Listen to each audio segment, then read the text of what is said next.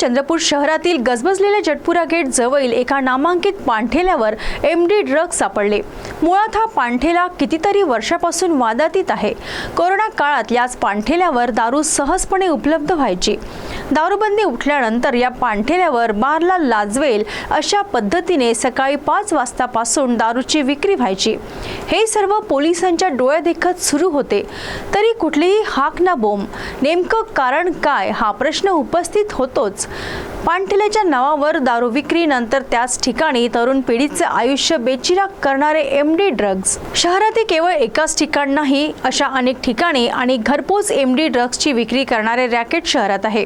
केवळ पानठेल्यांवरील सुगंधित तंबाखू बंद केल्याने काहीच होणार नाही, उलट दुपटीने आणि शरीराची राखरांगोळी करणारा तंबाखूचे खर्रे आज सहज उपलब्ध होत आहेत। पोलीस प्रशासन नेमकी काय भूमिका घेते हा सुद्धा एक कळीचा मुद्दा आहे। त्यांना डोळ्यादेखत सगळं दिसत असताना डोळे बंद का करावे लागतात? यामागे आर्थिक हितसंबंध आहेत काय?